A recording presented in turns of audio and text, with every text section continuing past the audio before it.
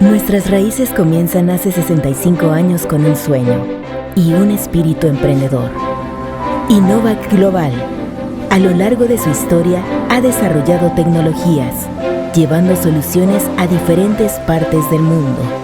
65 años de historia, de trabajo y de innovación constante nos definen como una empresa especializada en la raíz, una empresa de raíces sólidas, de raíces productivas y de raíces mexicanas.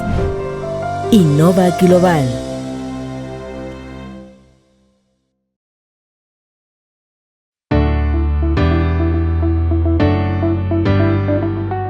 $9.5 billion. By 2050, that will be the number of mouths to feed on this planet. To keep up with that growth, we need an agricultural sector that is productive and thriving, despite limited available surface and plenty of environmental concerns. At Tessenderlo Curly, we work tirelessly to help overcome these challenges.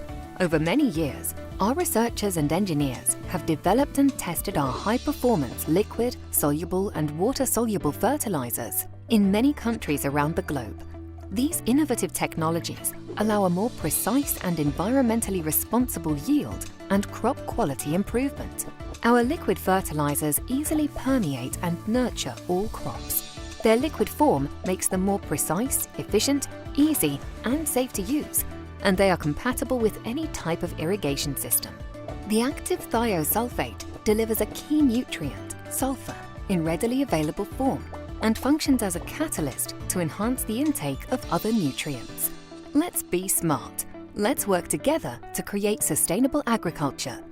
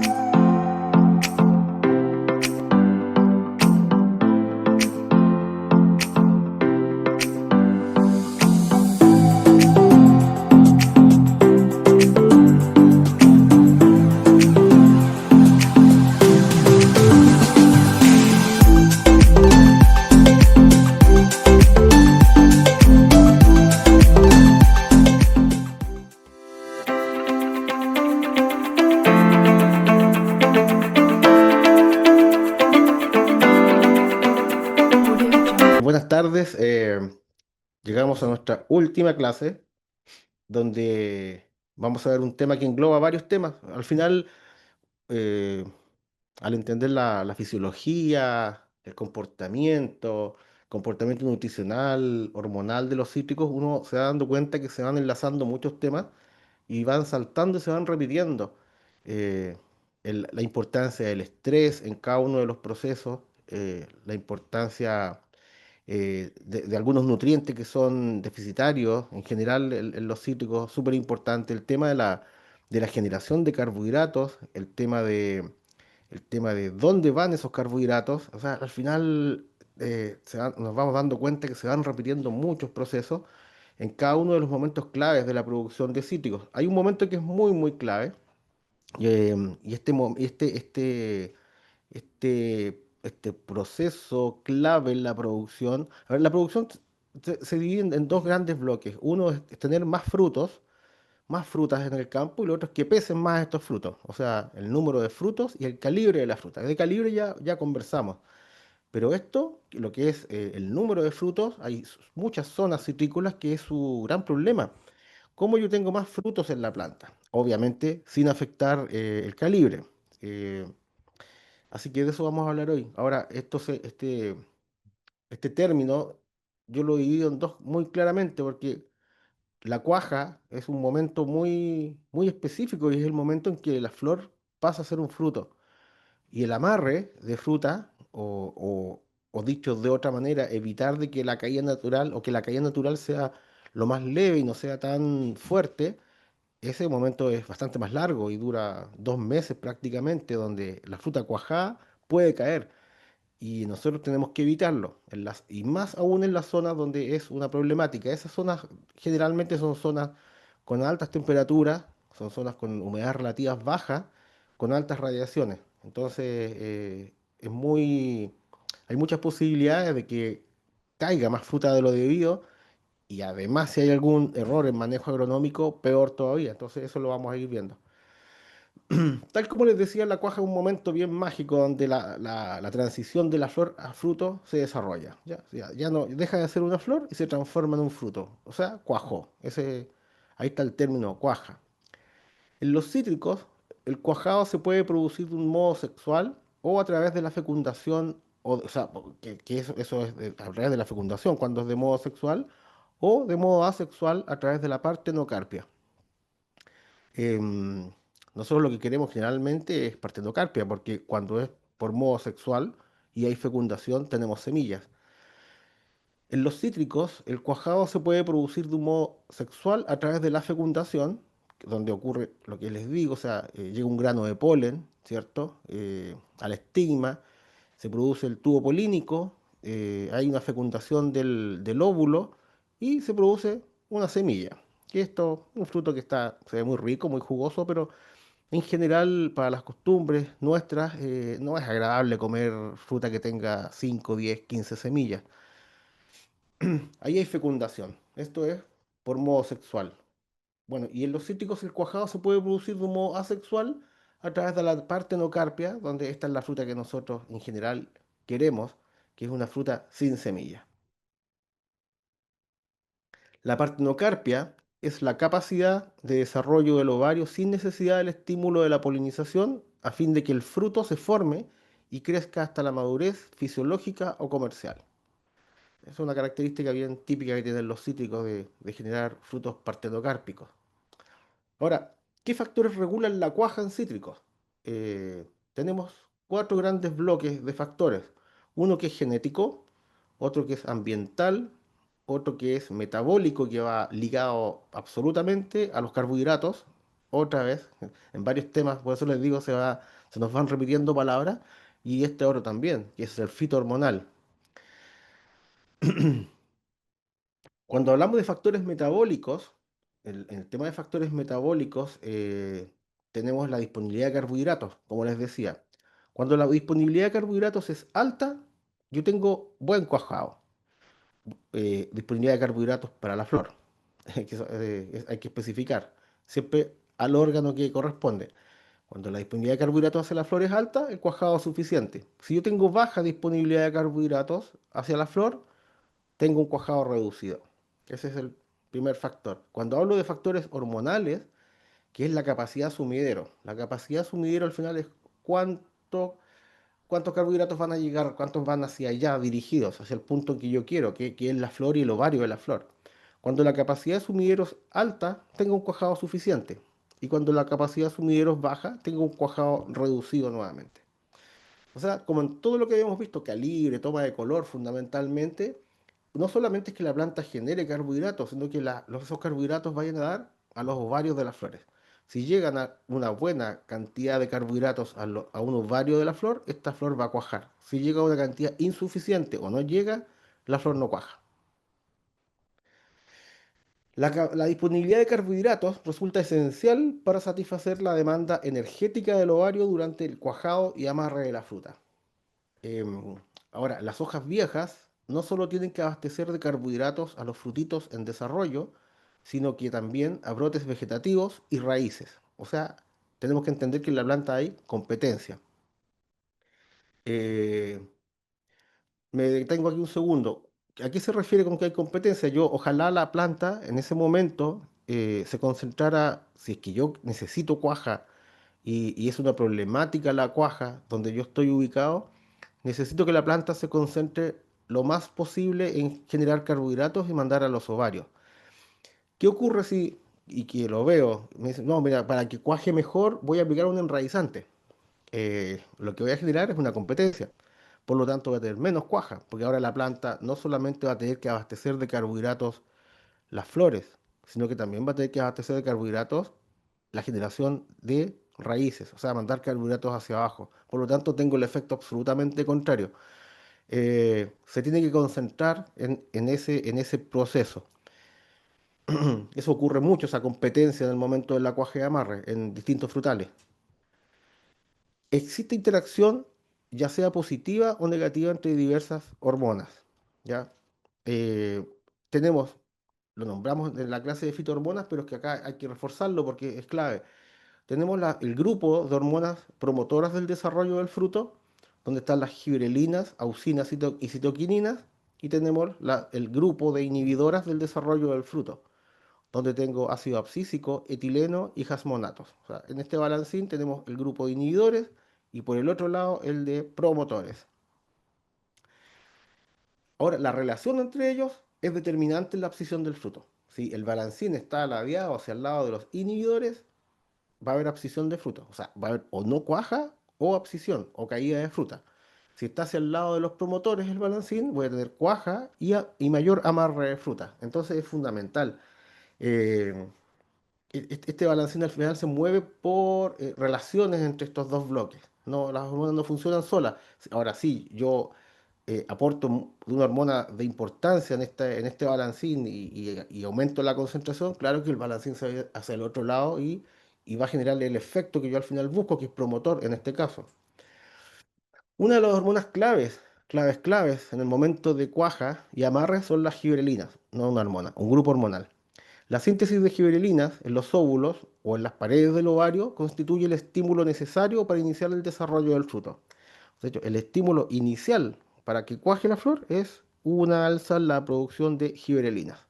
Acá tenemos un ejemplo de GA1 durante el periodo, el principio del desarrollo de los órganos reproductivos de una naranja blanca con semillas y una salustiana sin semillas. Va a haber también la diferencia entre una variedad con semillas y una sin semillas de naranja. Y es exactamente el mismo comportamiento. ¿Qué es lo que ocurre? Que un par de días antes y un par de días después de la antesis hay un aumento violento en la producción de gibrelinas en los ovarios de la flor. Y ese es el estímulo, eso es lo que hace que la planta reaccione y la planta, el efecto sumidero de este ovario aumente y la planta comienza a mandar carbohidratos eh, de manera más permanente y en mayor concentración, generando la cuaja. Las citoquininas, que es otra del grupo de los promotores, la actividad de estas alcanza un máximo en los ovarios al momento de la antesis, justo el momento que abre la flor, y luego cae drásticamente. Esta citoquina de nuevo está dentro del grupo de los promotores que me promueven cuaja y amarre de la fruta. El tercer grupo hormonal, que son las auxinas, que están dentro de las promotoras, tiene la máxima actividad en el ovario, ocurre posterior a la caída de pétalos. Son momentos distintos donde tiene su mayor actividad cada una. El ácido abscísico, que está en el otro grupo de las inhibidoras, tiene su máxima actividad en el ovario de los frutos durante los días posteriores a la antesis. O sea, abre la flor y los días posteriores hay un aumento en la concentración de ácido abscísico. Un aumento violento en la concentración de ácido abscísico lo que me genera es caída de frutas o de flores, simplemente que no cuajan. ¿Ya? Entonces, gibrelinas en la antesis, citoquininas en la antesis, auxinas en la caída de pétalos. Eh, en cuanto al ácido abscísico, ocurre una alza en la concentración frente a condiciones de estrés. Y eso lo sabemos. O sea, tengo un alza en la condición de estrés y la concentración de ácido abscísico aumenta. ¿Qué es lo que ocurre aumentando el ácido abscísico? Hay un tema de deshidratación, hay cierre de estomas, hay menos carbohidratos disponibles. Bueno, el tema de la salinidad también tiene mucho que ver con el tema de producción de ácido abscísico, porque em, al final la salinidad lo que hace es que me disminuye la hidratación de los tejidos. O sea, a pesar de que yo riegue con un volumen de agua, pero esta agua no va a generar la hidratación porque hay una presión osmótica alta. El etileno en la cuaja participa en el proceso final de la abscisión de los frutos, o sea, llega al final del baile y se empiezan a degradar algunas pectinas, y de hecho el fruto en las zonas de abscisión y finalmente el fruto cae. Aumenta la actividad de las enzimas que degradan la pared celular, principalmente en las zonas de abscisión. Los jasmonatos aumentan la concentración de esta fitohormona frente al ataque de ácaros e insectos. O sea, también cuando se me descontrola, cuando tengo ataques de ácaros e insectos, en el momento de floración y cuaja, sin duda disminuye el número de frutos que potencialmente pude haber tenido para la producción final de un campo de cítricos. Por lo tanto, la relación entre promotores e inhibidores es determinante en la abscisión del fruto. Entonces, influyen absolutamente sobre la caída de fruta. Tenemos un estoma abierto, perfecto, que está botando vapor de agua, hay corriente transpiratoria. Cuando tengo un estoma cerrado, tengo aumento de la concentración de ácido abscísico, disminuye la cuaja y aumenta la caída de fruta. Amarre de frutos en cítricos. Em, si bien pueden existir otros periodos de caída de frutos, depende de las distintas variedades de naranja, doble de Murco, tango, pueden botar fruta en quiebre de color. Otras variedades también pueden botar fruta en quiebre de color, pero la gran mayoría de los cítricos, su periodo de caída natural es durante los 60 días posteriores a la antesis. Es donde ocurre el mayor ajuste de frutos, sin duda, o caída natural, o regulación de carga, o como le quieran llamar, pero es el periodo natural donde hay caída de frutos. ¿Qué temas de importancia eh, tenemos que tener en cuenta para la cuaja y amarre de la fruta? Tal como lo he dicho alguna vez, aquí tenemos agronomía completa. Ahí está el tema. No es un manejo así como, mira, tienen que hacer esto y estamos, sino que es multifactorial. Y hay algunos de estos que pueden ser más importantes en algunas zonas y en otras zonas pueden ser otros aspectos los más importantes. Uno de los temas importantes es la competencia por carbohidratos. El manejo hormonal, ya lo vimos. El manejo de estrés es fundamental. No puede haber deshidratación, no puede haber salinidad, radiación solar. Tenemos que ver cómo manejamos temperatura de tejidos, plagas y enfermedades. El tema nutricional es todo, ¿ah? O sea, porque aquí claramente, o sea, si yo estoy con una deficiencia en los tejidos de nitrógeno, no tengo mucho que hacer con la cuaja de amarre. Estoy hablando ya como de los más típicos y más clásicos transversales que nos molestan en el cuaje de amarre, que es calcio, fierro, zinc y manganeso.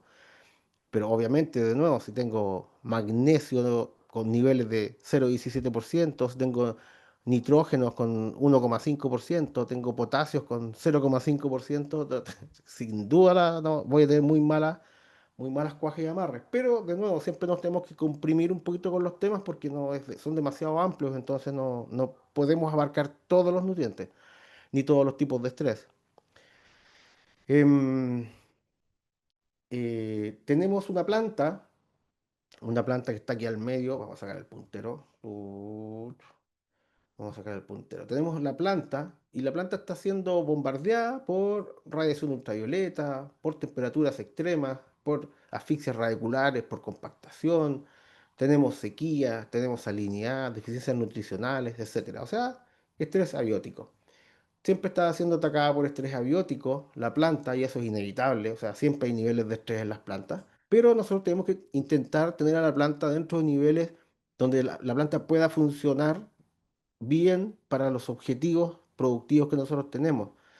Entonces, ¿qué ocurre? Todos estos ataques de estrés abióticos, la planta lo que hace es la percepción del estrés, o sea, lo percibe, hace una transducción de la señal y el metabolismo celular se altera.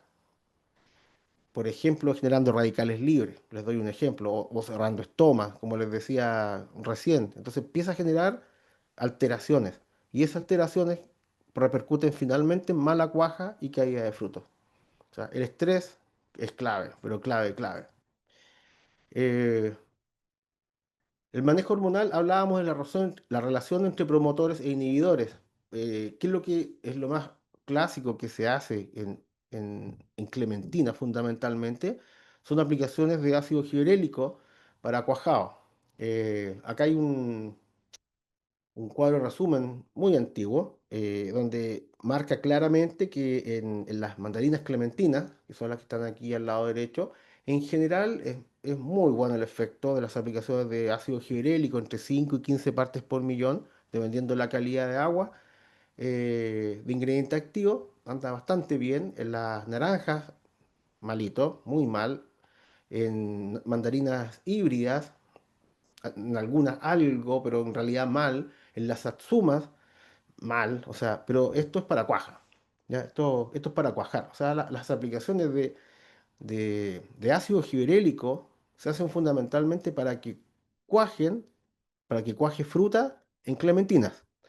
Aplicaciones en 30% de flor abierta, 50% de flor abierta, 75% de flor abierta, va a depender de la magnitud de la floración, el tipo de flores, si yo hago una, dos aplicaciones o hasta tres incluso, pero ahí ya nos metemos en el tema ya además del criterio, pero para clementina.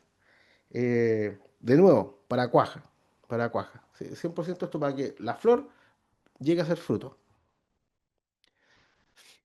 Acá, ahora hablamos del amarre de la fruta. Y el amarre de la fruta ocurre ya, el frutito está cuajado, ya ocurrió el proceso de cuaja y tenemos 60 días, 70 días para que potencialmente pueda caer. Acá vemos el porcentaje de abscisión con, con un control donde no se hizo nada con gibrélico y vemos de que el porcentaje de abscisión fue altísimo, o sea, fue muy alto. O sea, 90% de abscisión de flores, de frutas, perdón, frutos cuajados. Y con aplicaciones de ácido gibrélico, eh, un 78% de abscisión. Bueno, y de hecho en un comienzo bastante controlado, muy distinto, muy distinto a lo del control. Claro, alguien me va a decir entre el 78 y el 98, no, o sea, no hay tanta diferencia, ¿no? Es harta diferencia, es harta. O sea, cuando tengo 3.000 flores, un 10% más son 300 flores más. 300 flores más es parte importante de la producción de cítrico nectario. O sea, levanto mucho la producción, hago un cambio bastante importante. Y si manejo mucho mejor el tema del gibrélico, puede ser incluso más importante. O sea, podría haber un porcentaje de abscisión 75 o un 70% solamente. O sea, se puede hacer una diferencia grande. Entonces, claro, alguien me ha dicho por ahí al conversar estos temas, no, tú estás equivocado, o sea, aplicaciones doble de Murco, todos sabemos de que no tiene ningún efecto sobre la cuaja. Sí, perfecto, sobre la cuaja, pero esto es amarre.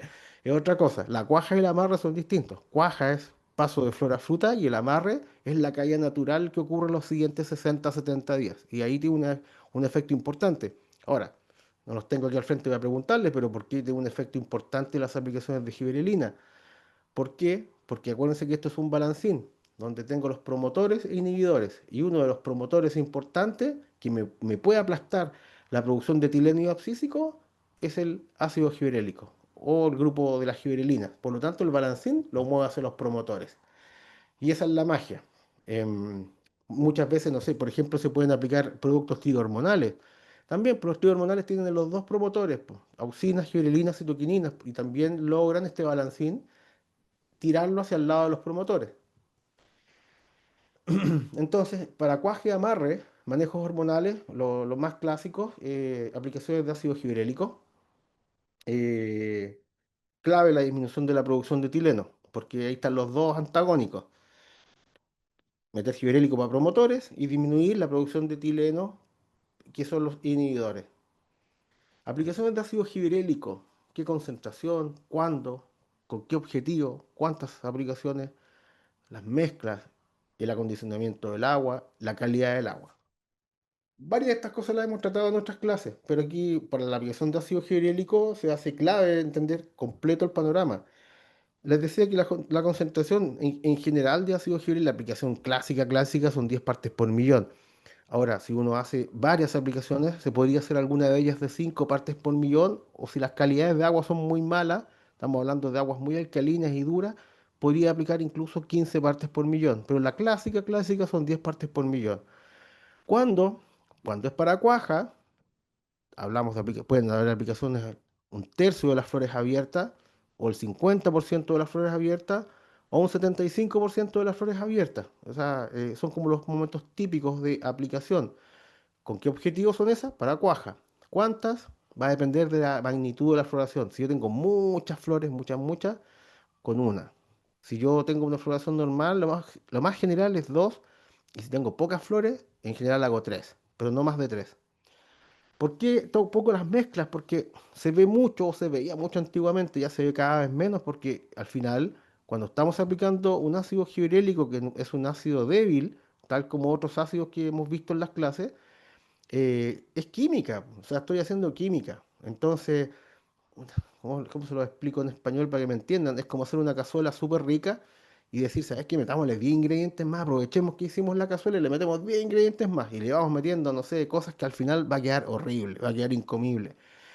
Eso de meter productos para aprovechar la aplicación es lo peor que uno puede hacer porque el ácido gibrélico es una molécula que es bastante sensible. Entonces, aprovechemos de meterle calcio, endurecemos el agua.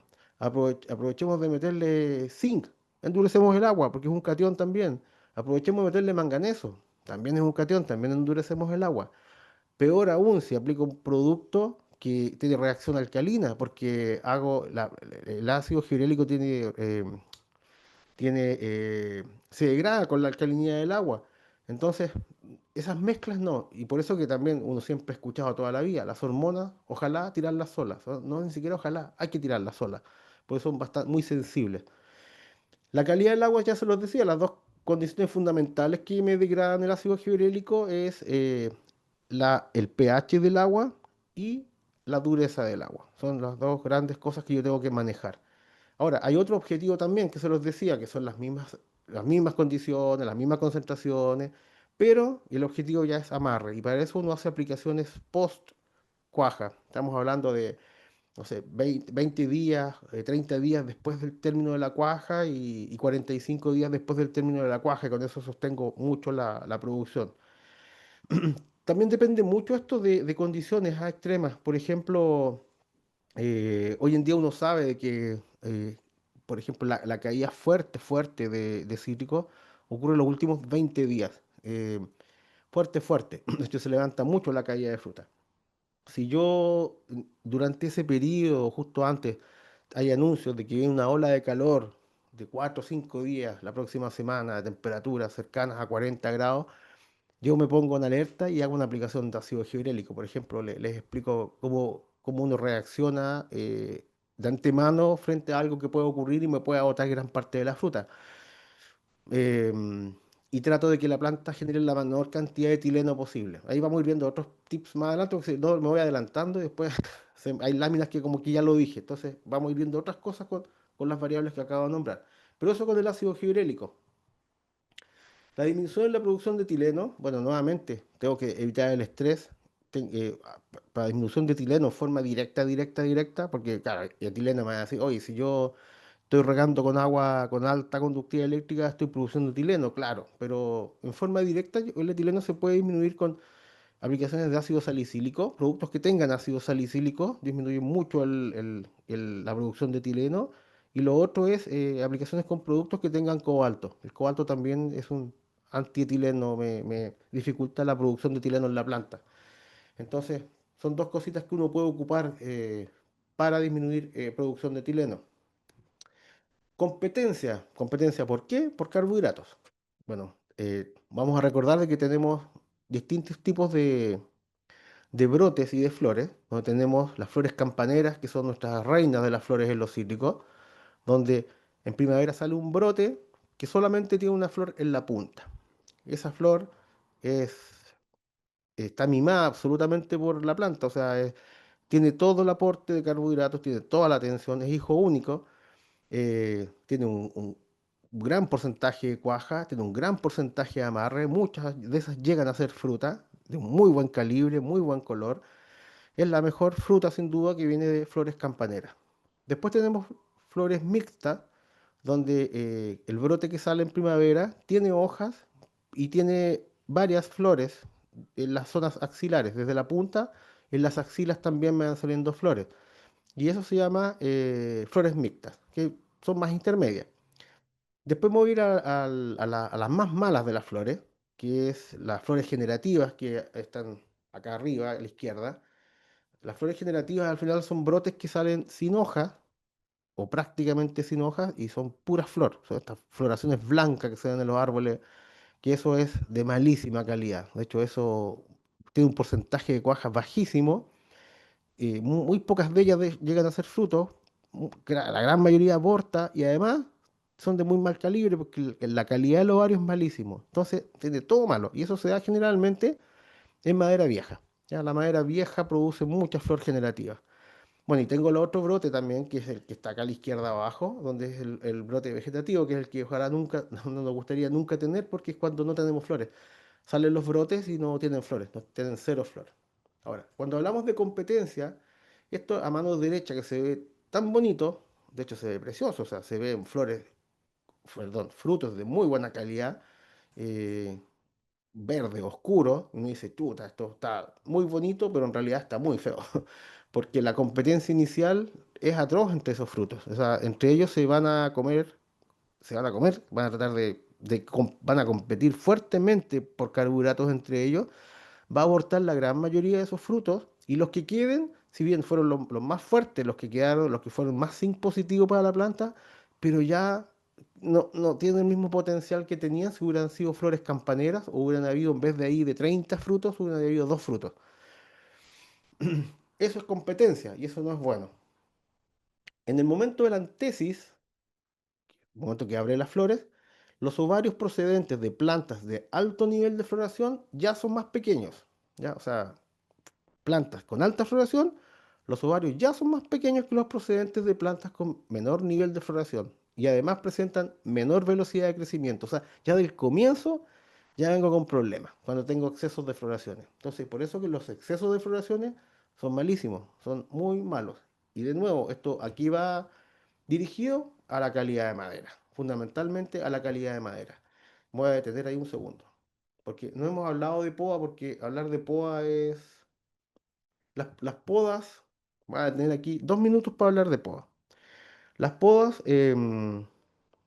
ahí uno busca objetivos. O sea, el primer objetivo que uno siempre busca con una poda es tener la cantidad de fruta necesaria, porque alguien siempre me dice, no, es que me gustaría tener la mayor cantidad de fruta. No, es que a veces tener mucha fruta es malo también.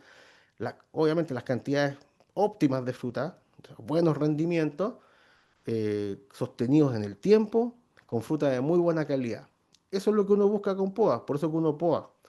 Y ahí va todo, calidad, hablamos calidad en lo que es plagas, en color, en bricks, el calibre, el número de frutos, lo dije en la cantidad, ahí va todo englobado, pero que sea sostenible en el tiempo, no que me dure 1 año, 2 años y al tercer año el huerto colapse.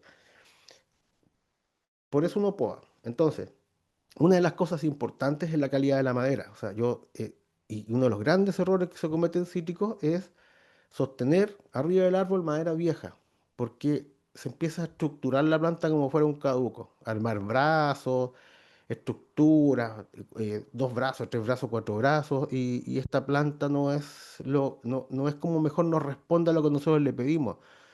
¿Se va a producir fruta? Sí, se va a producir fruta, pero no van a ser los calibres sostenidos en el tiempo que nosotros necesitamos, ni las calidades de fruta que nosotros necesitamos. Entonces, hay como les decía, como uno poda según el objetivo y las condiciones que uno tenga.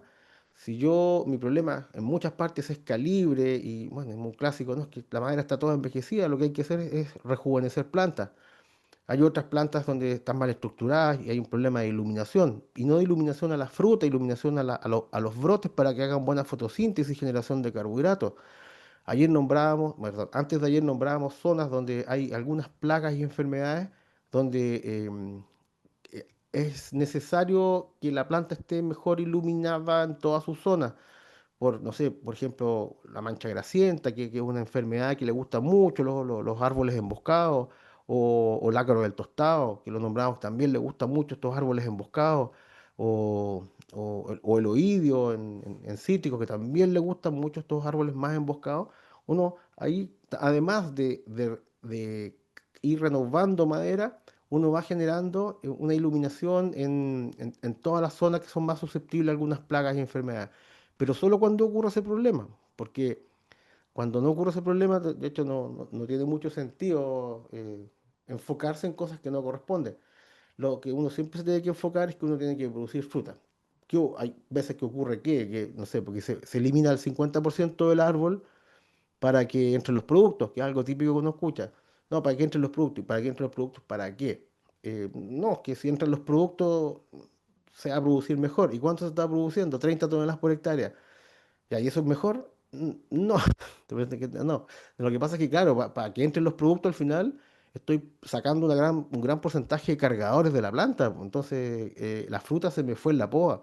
Entonces, por eso es un tema súper delicado y se trata caso a caso y campo a campo. Y cada campo tiene sus condiciones y objetivos y problemáticas distintas. Pero siempre ojo con los objetivos de la poda, no todo se poda igual. O sea, yo siempre doy el ejemplo que esto es como la peluquería. Yo no le puedo cortar el pelo igual a todos.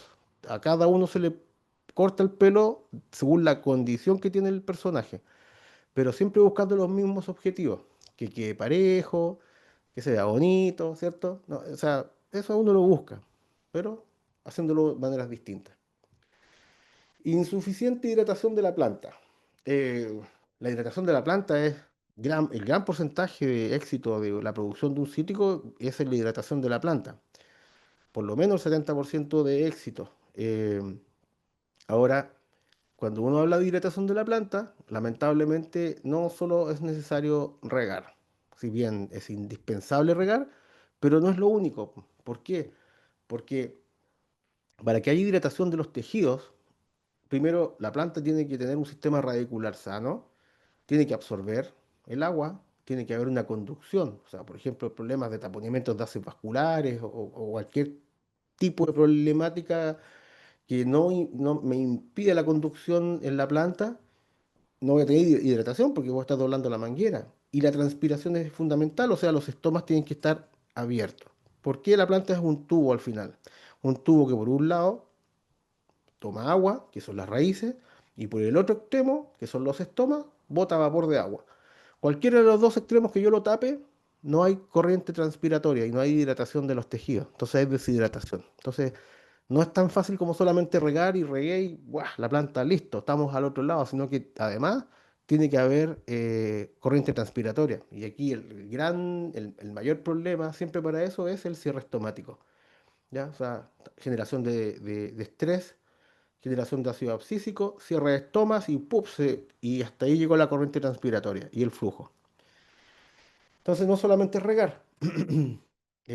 Bueno, ahí están todas las variables. Toma cerrado, falta de riego, humedades relativas bajas, ácido abscísico, nutrición deficitaria, etcétera, etcétera, etcétera. Em, las altas temperaturas y la humedad relativa baja, principalmente con fruta recién cuajada hasta 60 días posteriores a la cuaja, son claves. O sea, claves para, para caídas violentas. ¿Qué cosas se hacen? Dentro de muchas que uno puede hacer, pero que son como claves importantes, y más que nada en las zonas con algún tipo de salinidad, son riegos largos de lavado. Cuando uno habla de riegos largos de lavado, es por lo menos un riego de un 50% más del riego normal.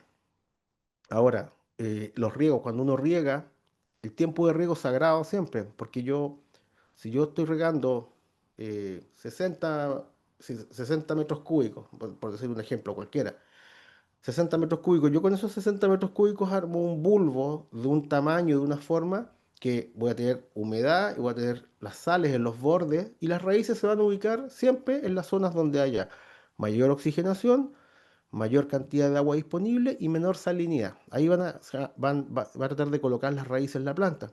Pero si yo voy cambiando los tiempos de riego de 60, después le doy uno de 20, después de uno de 80, después uno de 10, la raíz no sabe dónde colocarla, la planta no sabe dónde colocar las raíces, por lo tanto le genero un desorden tremendo y el bulbo salino está hacia adelante y hacia atrás moviéndose. En los periodos críticos que estamos hablando, yo les decía que los últimos 20 días hay caídas súper fuertes en las zonas más críticas, obviamente, porque hay zonas donde la caída no es gran tema, donde amarra mucha fruta, de hecho, los campos, y el tema es como la otro después. Pero sí, la cuaje de amarre es un tema fundamental en gran parte de los campos. Uno lo que hace es aumentar la reposición de agua. O sea, un aumento en 30, 40, hasta un 50% por 1 o 2 semanas son súper importantes y clave. La planta lo detecta, este exceso de agua disponible en el suelo y con eso logro que la planta esté más tranquila en cuanto a estrés. No pasa absolutamente nada por regar 30 40% más 2 semanas. O sea, que se puede asfixiar la planta en cítrico, eso no existe. No, no hay ninguna posibilidad que ocurra cuando yo lo estaba haciendo bien todo el tiempo.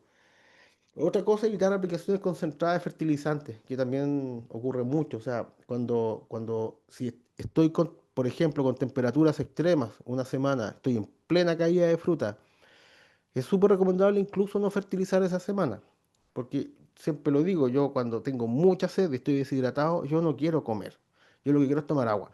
O sea, cómete un hot dog, no, no, yo no quiero agua, no quiero comer. Y lamentablemente el alimento que le damos son sales, por lo tanto lo que yo hago aumento la conductividad eléctrica del agua. Entonces es mejor, cuando está crítica la caída, está muy fuerte y hay condiciones muy extremas, no fertilizar una semana y listo. De hecho, disminuye mucho las caídas de fruta, es muy notorio. La radiación solar también es un tema cada vez más importante. Bueno, ahí está, los 60 días ya sabemos ya que esos son los días que fundamentalmente cae, pero la radiación solar, antiguamente, no sé, pues hablar de 1000 watts por metro cuadrado era como una locura y hoy en día no es nada raro hablar de 1200, 1300 watts por metro cuadrado y no hay ningún problema, y es como casi común en muchas zonas. Em, el uso de protectores solares cada vez más, ni siquiera ya no... eh, antes era como, bueno, veamos, sí, no, hoy en día hay que aplicar bloqueadores solares en muchas zonas de manera obligatoria y en zonas no tan obligatorias también. De hecho, el beneficio que tienen las aplicaciones de bloqueadores solares es muy grande en la producción, no solamente en lo que es cuaja y amarre, sino que también en lo que es la calidad de la piel de la fruta, lo que es el calibre de la fruta, el peso de la fruta. Cambia mucho cuando la planta funciona de una manera adecuada. Hay distintos tipos de bloqueadores solares, o sea, hay silicatos, hay carbonatos, hay kaolinitas, hay resinas vegetales, pero hoy en día se dividen hay como dos grandes equipos, a dos grandes bloques. Los que manchan blanco y los que son transparentes. Es como, es como los dos equipos. Y dentro de esos hay otros grupos, pero así se dividen, más que nada. Claro, los que son blancos, fundamentalmente hay una refracción de la radiación y los que son transparentes funcionan de modo fisiológico, tal como nosotros, el bloqueador que usamos nosotros, nosotros no quedamos blancos. Simplemente lo que hace es que se absorbe, ¿cierto?, por la piel y lo que hace es que al final las células sean más resistentes, tengan mayores herramientas para defenderse frente a la radiación solar. Bueno, esto en general me genera un aumento en la cuaje y la amarre de la fruta, cuando tengo altas radiaciones en esos momentos. Em, como... espera un segundo. Bueno, las hojas tienen mayor número de estomas. El fruto tiene mucho menor de número de estomas por centímetro o por milímetro cuadrado. Tiene menor transpiración. Por lo tanto, el aumento de temperatura frente a radiación siempre es mayor en la fruta que en las hojas. O sea, peor todavía. Eh, eh, Está mucho más expuesto y tiene mayores problemas por el aumento violento en la temperatura. Este aumento en la temperatura me genera, bueno, problemas serios de estrés. Hay una mayor oxidación en las zonas expuestas al sol. ¿Qué es lo que genera finalmente acá abajo? Membranas celulares dañadas. Y estas membranas celulares dañadas lo que hace es que hay aborto de frutal. Entonces, la radiación solar es súper importante cuando ocurre este fenómeno en las zonas donde es más preponderante, y poder bloquear esto es clave. ¿Qué cosas uno ocupa para disminuir el estrés en las plantas? Estrés, de nuevo, estábamos hablando no solamente estrés abióticos, también bióticos, o sea, también temas de animales, insectos, pero en los estrés abióticos hay muchas cosas directas, pero eh, la folcisteína, por ejemplo, es una molécula que funciona muy bien en el tema de disminuir el estrés. ¿Qué es lo que hace? Me genera un aumento endógeno de la producción de prolina y cisteína por la planta. La prolina tiene que ver con todo lo que es hormorregulación, lo que estábamos hablando, el tema del agua, salinidades. Y la cisteína lo que hace es que me secuestra radicales libres en la planta, para hacerlo fácil, y lo hace de manera natural. La planta produce estos dos aminoácidos de forma natural, en forma elevada, por más o menos 10, 14 días. Los aminoácidos también son de importancia en la disminución de estrés, porque al final lo que yo hago es darle el alimento en la boca, o sea, le doy energía de manera directa a la planta, ayudándola a salir más rápido de los niveles de estrés. La glicina betaína también es una molécula que anda muy bien para las disminuciones de estrés, que a mí me encanta aplicarlas vía riego o vía sistema, más que aplicarlas foliares. La 6-benciladenina también la nombramos en un momento, que si bien no es para estarla tirando a cada rato o como antiestrés, pero cuando uno hace aplicaciones de 6-benciladenina, hay una disminución importante en los niveles de estrés. Bueno, y las algas, ¿para qué decir? O sea, hoy en día hay una gran oferta de algas, donde una de sus grandes funciones es la disminución del estrés de las plantas, hablando solamente de estrés. Entonces tenemos ahí un grupo de cosas, un bloque de productos que uno puede ocupar para disminuciones de estrés. Obviamente ya cuando estoy haciendo todo el resto bien, porque si estoy regando mal, si no estoy lavando sales, si estoy tirando golpes de fertilizante, tengo todo salinizado, a cualquier aplicación no va a andar, pero haciendo todo relativamente bien, ya aquí y saltar un par de peldaños de ayuda a la planta, tenemos herramientas como esta. Bueno, sistemas radiculares pobres o dañados también, bueno, por ejemplo, cuando hay ataques de nematos, eh, es típico en los campos con nematos que hay floración y que la cuaja es pobre, pero el problema es que la fruta que cuaja se cae. ¿Y eso por qué? Porque al estar los sistemas radiculares dañados, no solamente están generando etileno, que ya es un problema productivo, sino que también no tengo hidratación de la planta, pues no tengo cómo tomar esa agua del suelo, por lo tanto la deshidratación de tejido es muy, muy grande, además de las malas señales hormonales que me genera. Em, Sistemas radiculares pobres o dañados.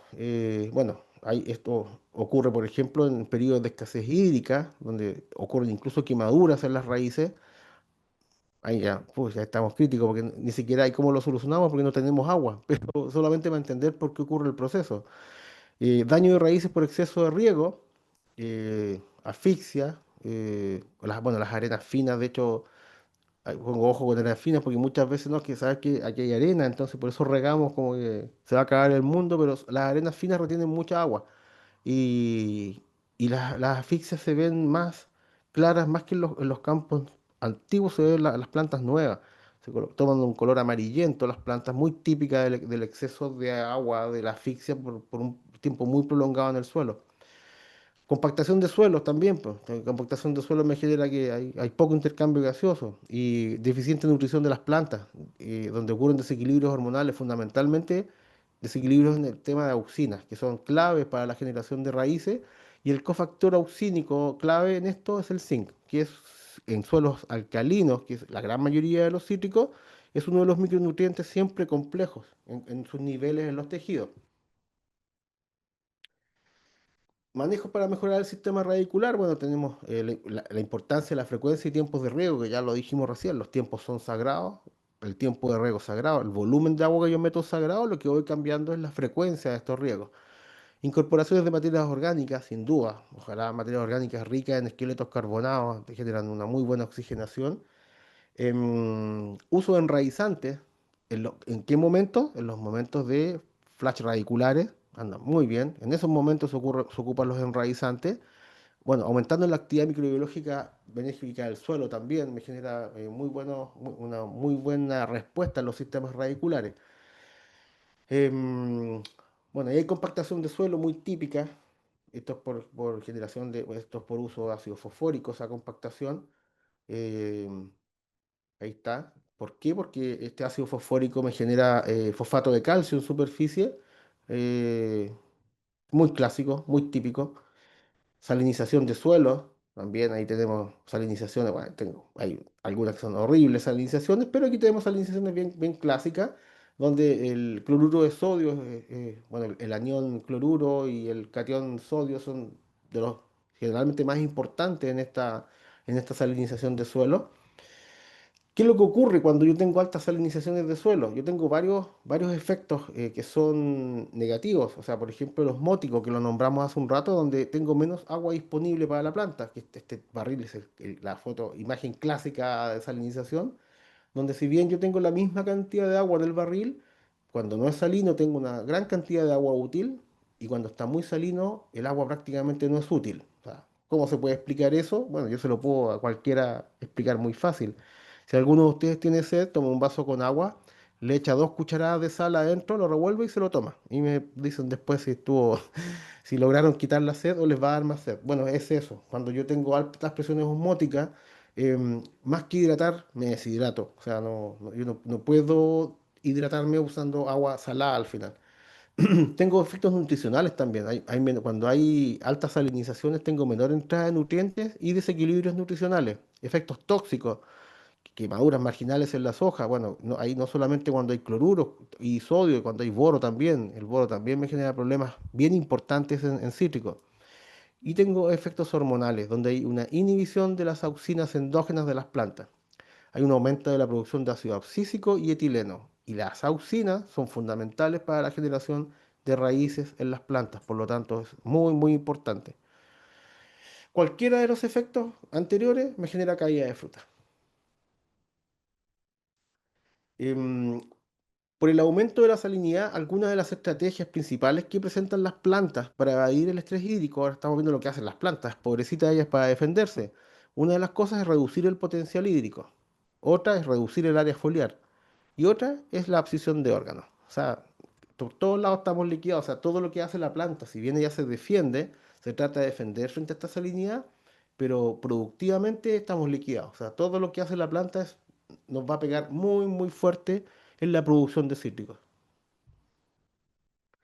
Estrategias en suelos salinos, uso de desplazadores, ¿cierto? Los desplazadores de sales están orientados fundamentalmente, la gran mayoría de ellos, a desplazar sodio de los sitios de intercambio, productos que tienen calcio, productos que tienen carboxílico, mezclas de ellos, etcétera. Lo que hacen es dejar disponible el sodio para después con un riego largo poder lavarlo.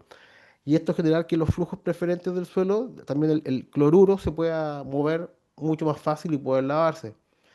Em, También es clave el uso de fertilizantes con bajos índices de salinización. O sea, el típico, el más clásico de qué fertilizante tiene alto índice de salinización son los cloruros. O sea, por eso que hoy en día cada vez se ocupa menos cloruro de potasio o muriato de potasio, por el índice de salinización que tiene.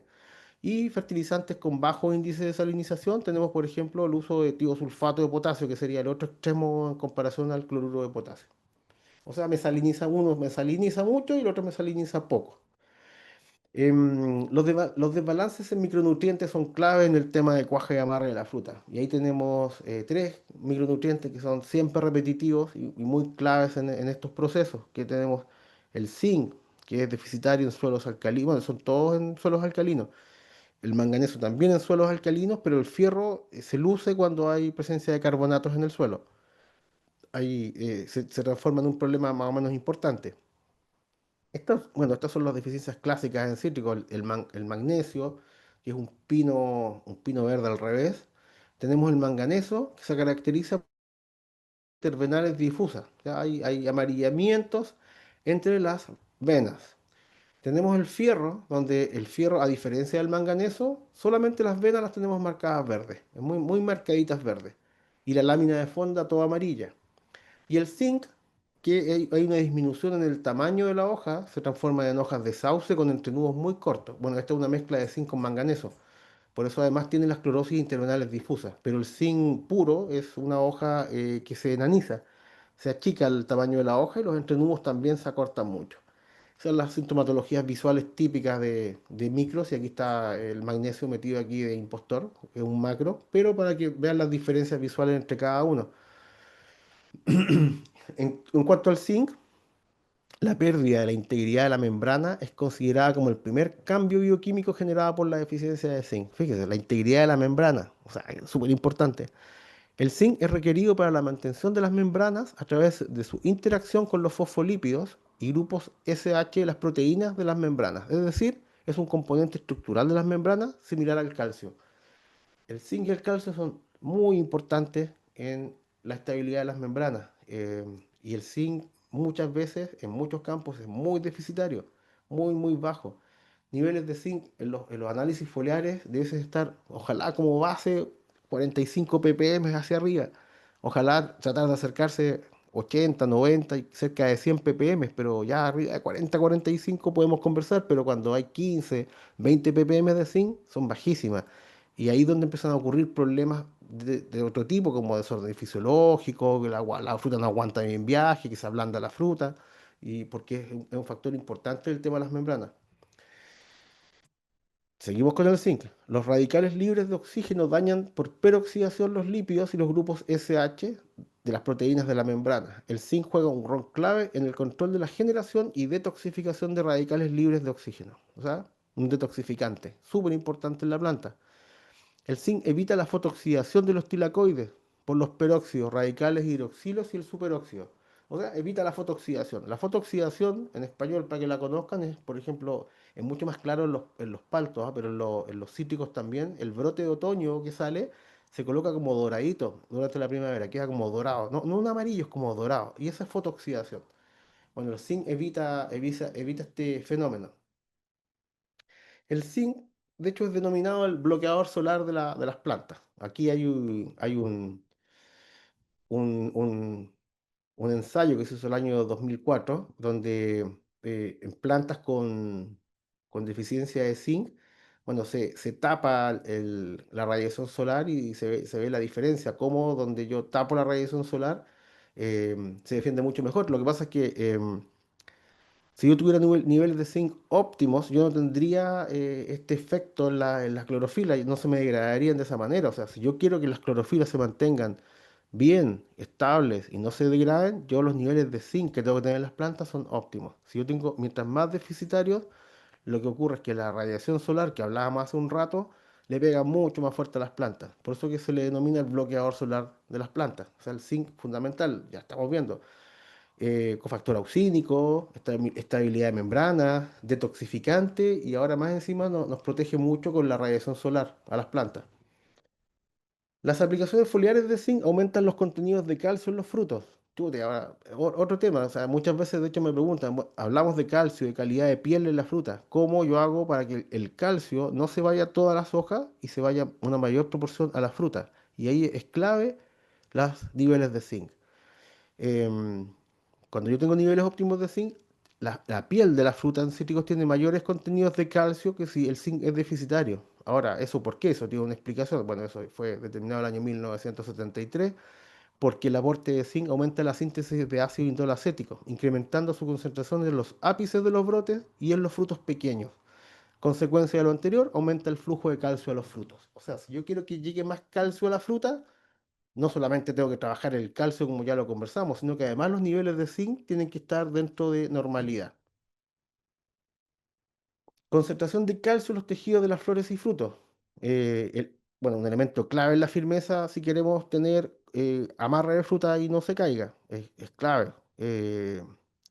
Elemento con baja movilidad, lo hablamos en un momento, alta concentración en el suelo. Bueno, hay alta concentración, pero hay mucho sulfato, fosfato y carbonatos de calcio, que prácticamente no está disponible el calcio ahí para la planta, o muy poco. El tema del análisis foliares, hablamos de que, bueno, el calcio ligado a fundamental es lo que a mí el análisis foliar de calcio sirve bien poquito, porque nosotros, ¿dónde queremos el calcio en la fruta? Y además queremos el calcio ligado, que son los pectatos de calcio. ¿Cuál es el manejo para el tema del calcio? Bueno, usos de calcio de alta eficiencia, eh, disponibilización del calcio de intercambio en el suelo, porque de hecho los cationes de intercambio del suelo, el 85% es calcio, o sea, hay mucho calcio, pero no está disponible. Aspersión de calcio foliar en los periodos críticos también aporta mucho. Ahora, esta aspersión tiene que ser cuando los frutos son pequeños, ya no me sirve ya un mes y medio antes de cosecha. Estamos hablando de los primeros 90 días de vida del fruto. Debieran ir las aspersiones de calcio, si es que yo necesito variedades que son complejas, de piel, que tienen problemas de creasing. Ahí yo hago aportes complementarios que pasan a ser muy importantes en esos periodos críticos. De hecho, aportes de calcio en momentos de floración y cuaja también, de hecho, me ayuda mucho a que se firme la fruta y que haya menor caída. Y la activación del metabolismo de las plantas para aumentar el potencial hidráulico, porque no se olviden que es como un barquito que va en un canal. Pues, o sea, el calcio se tiene que mover por la corriente transpiratoria. Y si la planta está con estomas cerrados y no hay metabolismo, no hay corriente transpiratoria, el calcio no se va a mover hacia la zona de las flores y frutos recién cuajados y va a haber caída. eh, Aspersiones cuando viene el momento de caídas fuertes de fruta, de hecho, aspersiones de calcio ayudan mucho a que disminuya esta caída. O sea, de hecho, es algo que es notorio y lo pueden medir y van a ver de que va a haber un cambio importante, no poco relevante.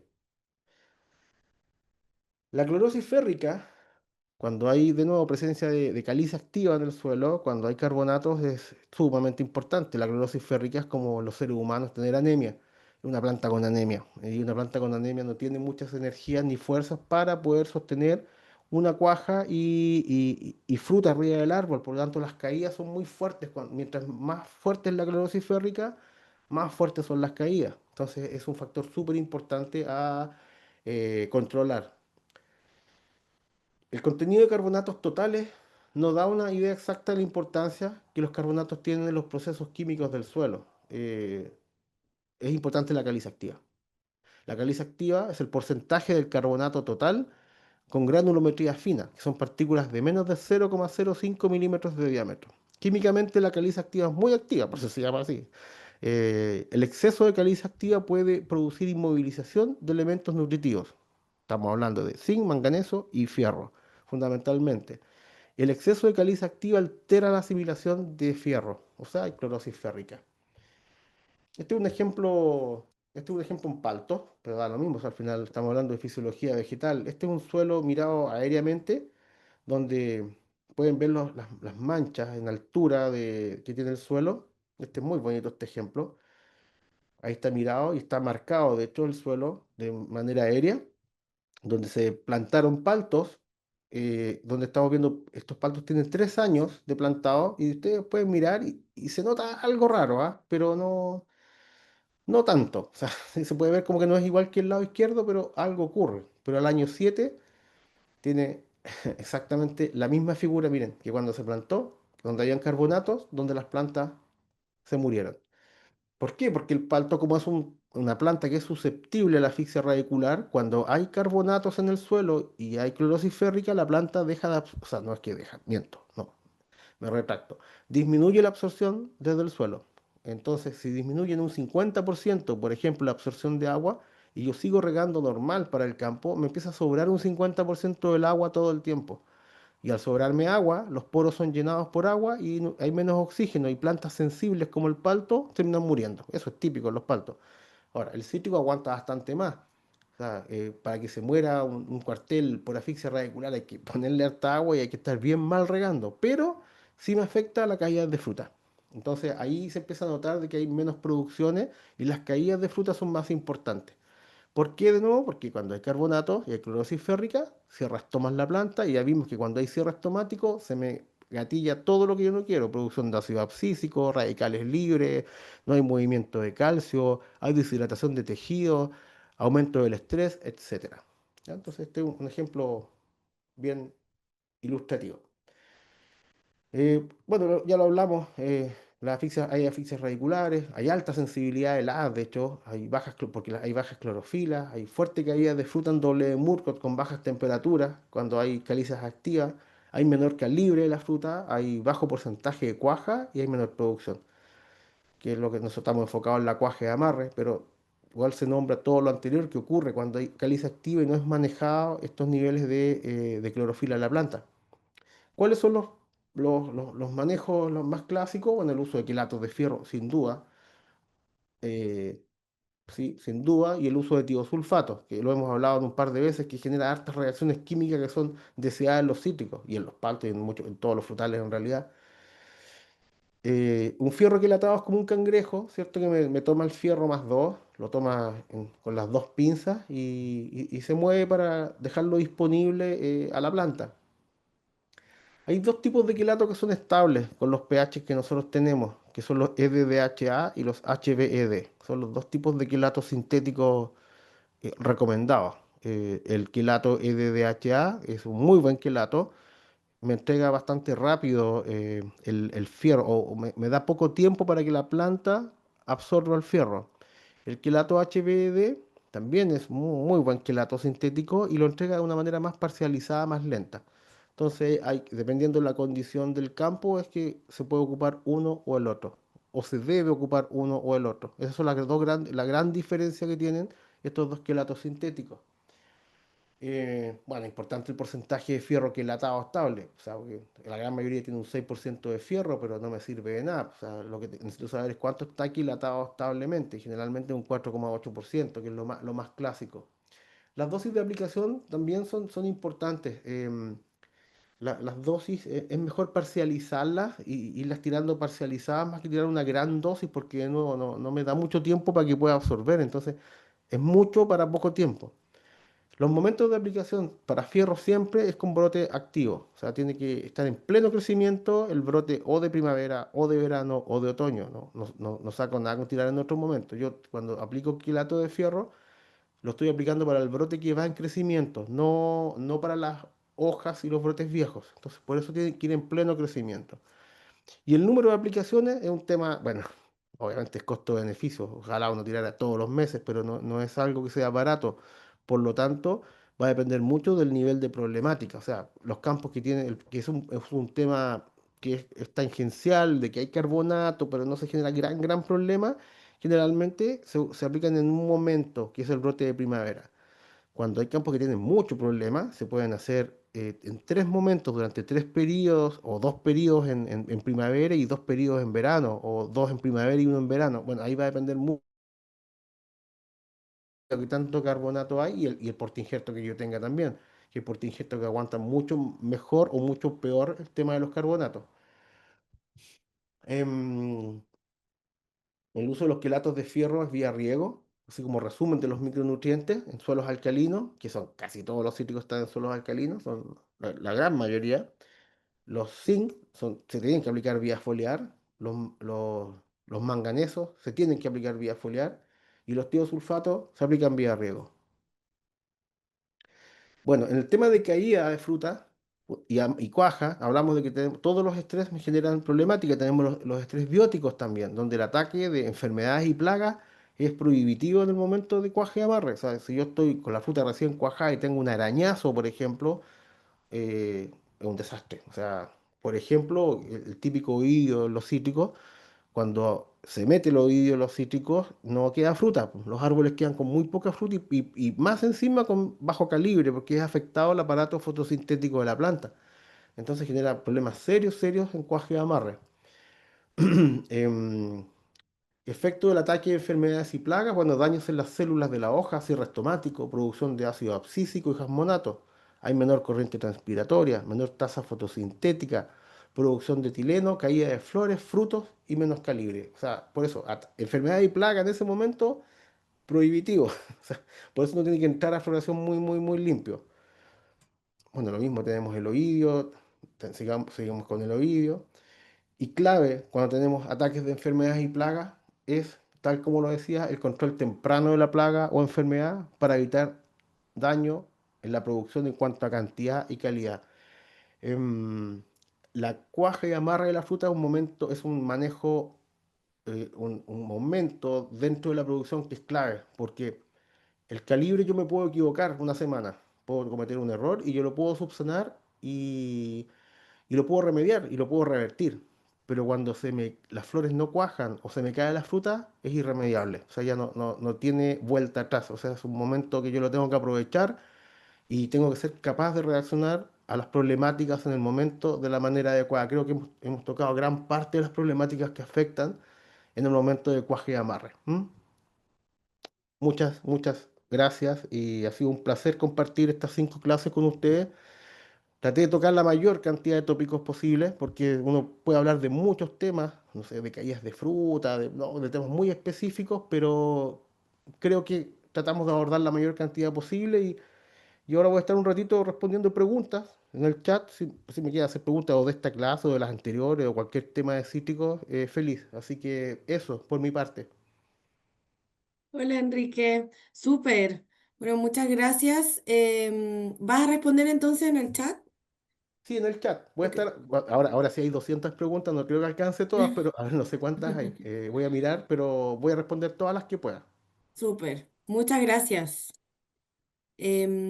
Bueno, para todos, le damos la bienvenida a Andrés Nelson, generador de demanda Zona Norte de Adama, Chile, quien estará a cargo de la presentación Estrategia Bioestimulante para Mitigación del Estrés Ambiental.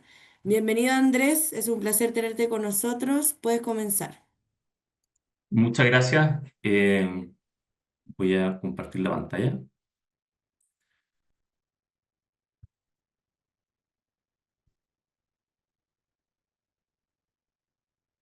Ahí me comentan si ya se ve. Sí, se me falta poner modo presentación. Ahí sí, súper. ¿Ahí sí? Sí. Perfecto. Bueno, yo primero me voy a presentar. Mi nombre es Andrés Nelson. Soy generador de demanda en Adama, Chile, para la zona norte, que eso es de la RM hacia el norte hasta Arica, y zona de la tercera cuarta región también.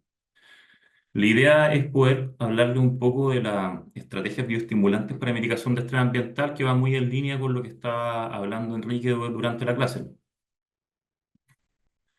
Lo primero, antes de establecer como una estrategia, es hacer un análisis de pensar dónde estamos ubicados con en el fondo con la producción de cítricos, que hoy día está muy concentrada entre las regiones de Atacama hasta O'Higgins, ¿no? Si lo viéramos de una manera de distribución del punto de vista por especie, a grandes rasgos, por ejemplo, la primera imagen es todos los valles que tienen cítricos, ¿no? Y la sumatoria de limoneros, mandarinos y naranjos, ¿no? En la segunda, los limoneros, principalmente donde se ve una acumulación ahí de importante en la cuarta región, después empieza a aparecer en Valparaíso y se concentran bastante también en la zona de Melipilla, ¿no? En el caso de los mandarinos, también muy importante valle de, ¿cómo se llama?, de Limarí, tremendamente, ¿no? Después también en la región de Valparaíso, algo de Santiago, y aparece también la sexta región acá, ¿no? Y los naranjos, ya bastante más concentrados en lo que es quinta metropolitana y sexta, ¿no? Lo importante de esto es ver cómo en el fondo la zona citrícola se mueve desde la latitud de los 28 hasta, hasta 34 y también de la costa hasta zonas precordilleranas. Por lo tanto, esto nos dice que podríamos tener una estrategia única de bioestimulante y la respuesta es clara que no. En el fondo nosotros tenemos que adaptarnos a la oferta agroambiental que tenemos, al cultivo y también a las problemáticas de cada uno de estos, porque también si bien todos estos son cítricos, los objetivos y las problemáticas son diferentes. Algunas de estas son, por ejemplo, no sé, al tomar como ejemplo acá la zona venar, a lo mejor la zona costera vamos a tener más temas de color, calibre, vamos a tener, pero sí vamos a tener a lo mejor una buena cuaja, buen amarre, pero después cuando nos estemos moviendo hacia el interior del valle podemos tener alguna necesidad mayor de tener un mejor amarre, vamos a tener más problemas probablemente de radiación. Así pasa también en otras zonas, si lo pensamos también hay zonas de transición, por ejemplo en el caso de Elqui, donde tenemos una zona costera muy cargada el tema de los limones, donde lo más probable es que tenga muy buena barra y muy buena oferta frutal, a lo mejor un poco menos de calibre y de color, ¿ah? Algunos problemas de sanidad también puede haber y salinidad tanto del suelo como del agua. En cambio, en las zonas ya más precordilleranas, lo que hablábamos, cuaja, barra, radiación, acá podríamos pensar en el fondo en lo que se hablaba durante la clase, lo que tiene que ver con manejos con giberélico y con bioestimulante. Así sucesivamente, en las distintas zonas productivas. ¿Qué promovemos nosotros acá? Es poner en el fondo siempre esto mirado desde la perspectiva de que nosotros trabajamos con un potencial genético en el cual nosotros para poder expresarlo, lo principal son las prácticas agrícolas. En el fondo, yo regando bien, haciendo buenas podas, tengo o sea, buenos manejos en general, voy a tener un 70% de la pega asegurada y después voy a ir poniendo los siguientes peldaños donde el control fitosanitario es muy importante. También creo que en algunas de estas clases se habló de, por ejemplo, del oidio en Murcos principalmente. Y también el efecto fisiológico donde nosotros trabajamos aquí con bioestimulantes y nutrición foliar. Dentro del control sanitario, nosotros acá tenemos la oferta de dos productos. Uno es Regep y el otro es Timorex Gold. Timorex lleva bastante tiempo en el mercado, Regep es más nuevo. Regep es una mezcla de difenoconazol con malaleuca, ¿no? Con en el fondo la misma malaleuca alternifolia o aceite de árbol del té de Timorex que tiene registro en mandarino para control de oído, ¿no? Tiene una cadencia de 14 días y es una muy buena herramienta hoy día para las zonas donde se vean afectadas por oído y probablemente también Timorex en el fondo pensando en una alternativa ya a cero residuos. Ahora la carencia de Rey es bastante corta dentro de la alternativa hoy día que tienen registro para control de oído en mandarina. Rey es la más corta, ¿no?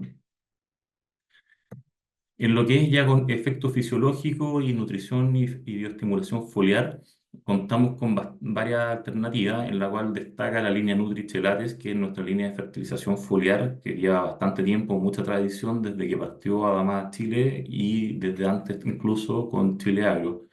Después viene a aparecer el bioestimulante Excel Max. Es un bioestimulante blend de dos extractos de alga, tiene Ascophyllus novosum y Macrocystis pirífera. Es un bioestimulante que está pensado en promover la biosíntesis natural de auxina. Entonces, acompaña muy bien nuestro aporte de fertilización foliar de zinc. Entonces, lo promovemos juntos generalmente. Después nos vamos a las estrategias ya de calibre y también antiestrés por temperatura, radiación y por frío, que también ahí entra un producto muy especial que es Excel Grow y Selecto XL, que en el fondo Selecto es nuestra representación que tenemos de Innova, que es un producto trihormonal, ¿no? Como lo que nombraba recién Enrique, es una 6-benziladienina que está también balanceada en el fondo con auxina y giberelico. Es un producto principalmente para calibre y división celular y después nosotros hacemos el tándem con Excel Grow. Y al final, BioLife Rizo, que lo coloco como al final porque es un producto bastante destacado de las líneas nuevas que manejamos hoy día nada más, dentro de nuestra línea de bioestimulante, un bioestimulante microbiano en base a 5 microorganismos, tiene Trichoderma trovirie, Trichoderma marciarum, Trichoderma rifai, Bacillus aeruginosa y Bacillus subtilis, un inoculante de suelo pensando mucho en sanidad radicular, bioestimulación y también solubilización de nutrientes. Bueno, los bioestimulantes son una herramienta, en el fondo, clave para la agricultura hoy día. ¿Qué es lo que nosotros buscamos? En el fondo, es aumentar productividad de forma sostenible, reduciendo el impacto ambiental y disminuyendo el uso de agroquímicos. ¿Qué es lo que esperamos de esto como aliado, en el fondo, como estos manejos? Que mejoren nuestra eficiencia fisiológica en los cultivos para potenciar la calidad en la producción, fortalecer la resiliencia de los cultivos frente al estrés abiótico. Algunos de estos componentes, bueno, los componentes son las fitohormonas, polisacáridos, antioxidantes, osmolitos, aminoácidos, micronutrientes. Hoy día, dentro de las fortalezas que tiene la línea, es que en el fondo tanto Excel Max como Excel Grow, incluso nuestro aminoácido también, el Excel Amino, son productos que declaran su contenido tanto de algas como de polisacáridos en etiqueta. En el caso del amino, también el aminograma. eh, para una completa, en el fondo, buena toma de decisión a la hora de seleccionar el bioestimulante. Especies claves dentro, bueno, que estamos más familiarizados es Ascophyllum novosum, Macrocystis y Eglonia. Nosotros en el caso de AMA trabajamos mucho principalmente con Ascophyllum novosum y también con Macrocystis pirífera como un segundo, como una segunda materia prima. Y hablo de materia prima porque en el fondo estamos trabajando con productos blend, la mayoría son mezclas. ¿Por qué usamos principalmente Ascophyllum? Porque la verdad que el Ascophyllum novosum es el alga más estudiada hasta ahora, ¿ah? Donde hay mayor cantidad de información y también porque hay una muy buena estabilidad dentro de la oferta de materia prima, es bastante estable en su calidad. Y esto es muy importante ya que hay hartos estudios donde que nos muestran en el fondo que la composición de estas, por mucho que todas sean la misma especie, es bastante variable. Y eso significa que no van a tener la misma actividad bioestimulante. Por lo tanto, nosotros, ¿qué hacemos para estabilizarlo? En el fondo, trabajamos con una especie, como digo, la más estudiada, y además la procesamos. Nosotros no trabajamos hoy día, en este caso, con un extracto puro. Lo que hacemos es fermentarla para estabilizar también su función. ¿Qué hacemos con la fermentación? Liberamos en el fondo el potencial de los bioactivos que contiene el alga, también aumentando los precursores de citoquinina, principalmente concentrándolo más que aumentándolo, y manteniendo en el fondo el efecto también auxínico, cosa que no se silencie el otro efecto hormonal que queremos, pero lo que concentramos es principalmente un efecto citoquinínico al fermentar. ¿Qué hacemos nosotros? Bueno, como digo, son fermentaciones que se han ido probando, que son fermentaciones con un tiempo determinado. En el fondo acá lo que nos muestra la gráfica es que como el extracto fermentado en distintos tiempos puede tener un efecto similar a lo que son, por ejemplo, hormonas, como la acetilcilanina, acá TZ. Entonces, ¿qué buscamos nosotros? Fermentaciones más prolongadas, donde tengan un efecto fenotípico similar a una citoquinina, que eso lo logramos hoy día con Excel Grow, con su etapa de fermentaciones. ¿Mm? Además de esto, le da un posicionamiento a la línea. En el fondo, al tener un precursor citoquinínico y un precursor auxínico, nos da posicionamientos clave. En el fondo, Excel Grow es un producto que va a ir principalmente a las etapas más de producción, postfloración, inicio de cuaja, para promover calibre, tolerancia al estrés abiótico, ¿ah? En todas las partes, en las etapas de desarrollo del fruto. ¿Ah? En el caso de Excel Max, ¿ah? Es un promotor en el fondo de crecimiento radicular, porque también tiene su recomendación vía riego o vía foliar, para también las etapas más de desarrollo vegetativo. Por eso lo apoyamos, lo colocamos siempre con las etapas de fertilización foliar en base zinc, en el caso de los cítricos. Como composición, ¿no? Excel Grow es un ascofilo al 35%, ¿ah? Tiene también ácido salicílico, otra sustancia bioactiva antiestrés, ¿ah? Al 2%, glicina de la al 8,3% y ácido fúlvico al 9,6%. Los polisacáridos están declarados en etiqueta, al igual que Excel Max, que tiene un ascofilum en extracto, ¿ah? A diferencia no fermentado, y Macrocystis también en extracto, ¿ah? Los posicionamientos que tendrían esto dentro del proceso, ¿cómo se llama?, de los cítricos, de la etapa fenológica, es Excel Max, como decía, dentro de las aplicaciones foliares, ¿ah? Junto con la nutrición base zinc, ¿ah? Después selecto en los inicios de ecocuaja para aprovechar de tener una división celular potenciada, tener mayor cantidad de células en los inicios de formación del fruto. Y después Excel Grow para el llenado de fruto y también para el periodo de mayor estrés en la planta, en el fondo. Estas imágenes las puse porque no es indiferente en el fondo ni la fuente mineral que elijamos para nutrir foliarmente, ni tampoco es indiferente las concentraciones que utilicemos. En el fondo, Acá hay tejidos vegetales en los cuales tienen menor tolerancia a las mezclas con potencial osmótico alto. En el fondo, los brotes, como ahí se ven, no sé, los brotes nuevos, más tiernos, siempre van a ser más susceptibles, tienen un mayor contenido de agua versus materia seca, por lo tanto, acá hay que tener más cuidado. Esto es una imagen que se hizo en el fondo después de varias pruebas que se hicieron para poder determinar en el fondo conductividad eléctrica de las mezclas que no realizaran daño. Y en este caso se determinó un umbral de 5 decisiemens para poder en el fondo hacer aplicaciones foliares sin tener problemas de necrosis apicales. Eso corre para cualquier fertilizante foliar. ¿Mm? Otra cosa importante que tenemos con Excel Grow, ya que es un bioestimulante, como decía, en mezcla, bastante completo, es que no haga solo una sola cosa, sino que al ser bioestimulante de un efecto más citoquinínico, al tiro lo vamos a colocar en las etapas de división celular y con objetivo de calibre. Pero también hay otras cosas bastante importantes que hacen esto, que una de estas cosas es, por ejemplo, en el caso de Excel Grow, potenciar el metabolismo del nitrógeno. Y esto lo hace vía la sobreexpresión de la nitrato reductasa.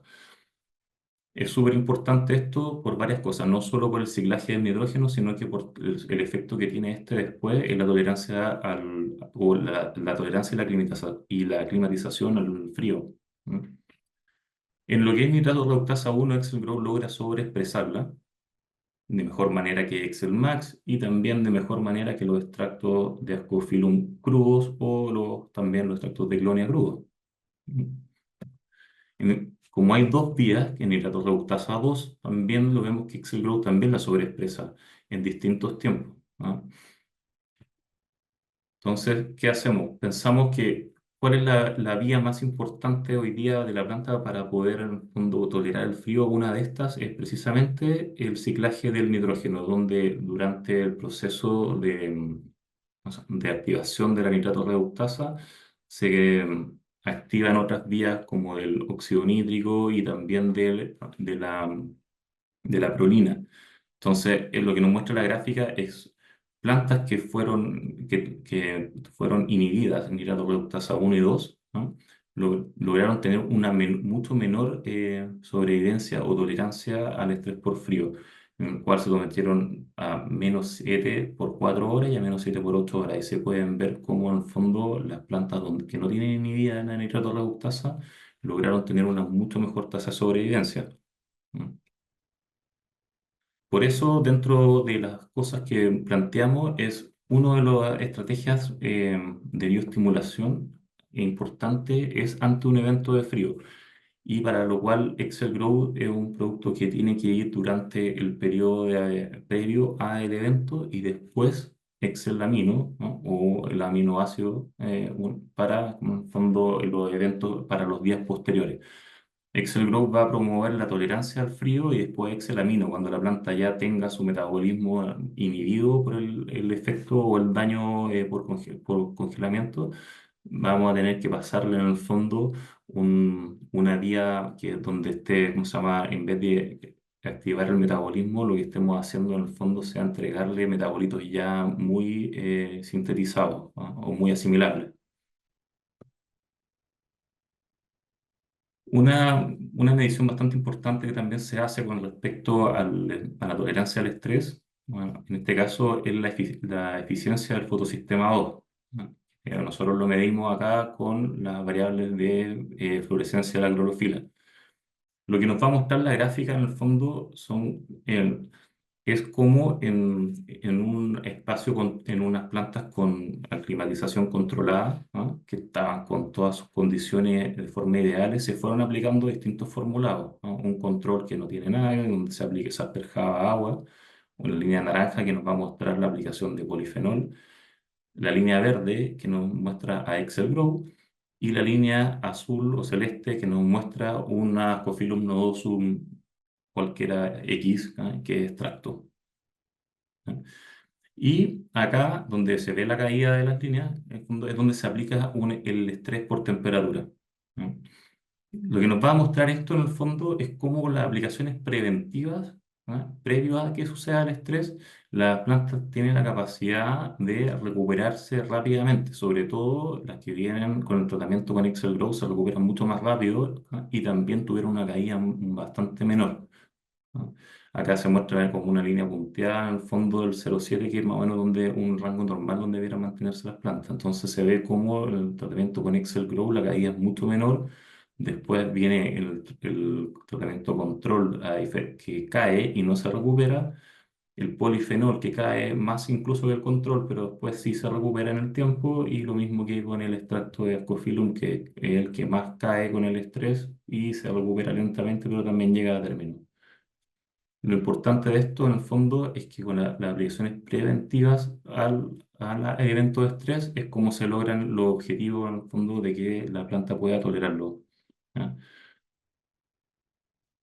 Esto es clave acá y esta gráfica incluso es mucho más clara en esto porque es más extremo este ejemplo. Aquí lo que se hizo fue hacer lo mismo, hacer aplicaciones preventivas, que por ejemplo en este caso se sometió a un estrés con un herbicida. El CHB es un herbicida. ¿Ah? Y la línea verde muestra en el fondo cómo se hizo una aplicación de un producto, ¿cómo se llama?, en base a polifenol. ¿Ah? Y después se aplica el herbicida y después se somete al estrés por temperatura. Y la línea celeste muestra cómo esto se hace en el otro orden, sino que se aplica el herbicida, después se aplica el producto bioestimulante pensando como en un efecto curativo al estrés y se somete a estrés.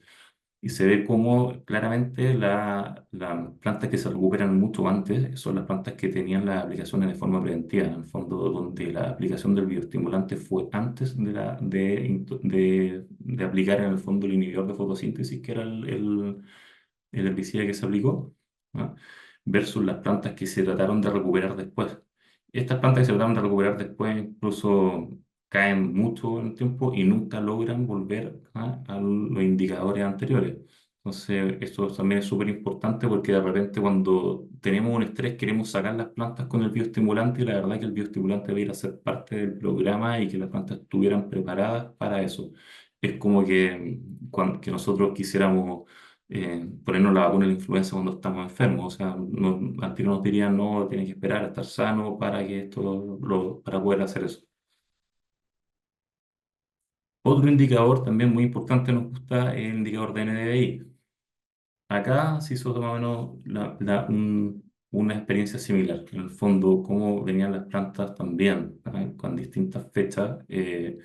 Con un NDI bastante parejo, se someten a estrés, y las plantas obviamente todas decaen, pero las que venían con el tratamiento con polifenol y con Excel Grow se mantuvieron bastante bien en su indicador a pesar del sometimiento al estrés. Otro indicador y el tercero que en el fondo tomamos en cuenta generalmente también es el malaldehído, porque es un muy buen indicador cuando ya tenemos un estrés declarado, cuando ya hay roturas de membrana, porque en el fondo lo que nos está midiendo acá es la peroxidación de los fosfolípidos de la membrana. Mm. Acá lo que se hizo también lo mismo, es comparar en el fondo un control sin nada, asperjado agua, polifenol, Excel Grow, ¿no? Y otro extracto en base a Ascophyllum, ¿no? Y se ve en el fondo como todas aumentan su nivel de malonaldehído posterior a ser sometida a estrés, pero en el caso del Excel Grow es bastante más controlado y si nosotros esto lo llevamos a una variación de cambio relativo, también es lejos el tratamiento que funcionó mejor, donde tuvo una menor variación en el fondo en el indicador.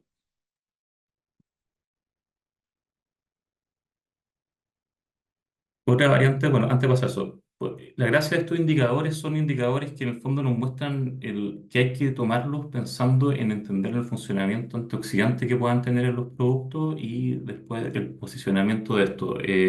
Hay muchas mediciones que uno puede hacer. También está en el fondo el DPB, pero el DPB de repente se puede ver afectado por viento y viento es un factor de estrés que no lo vamos a poder mitigar en el fondo con aplicación de productos, sino que en el fondo tiene mucho más que ver con cobertura vegetal, con cortina y con el volumen de canopia. Las plantas después se protegen solas, pero el caso de lo que es radiación, intoxicación por fitotoxicidad, por salinidad, son algunas variables que podemos manejar. Otro efecto y muy importante también en el caso del producto es ver qué beneficios nos podía traer en lo que es el retorno floral. Y acá para eso lo que se hizo es si tenía algún efecto en lo que es la proteína del florígeno o el Florilocuster.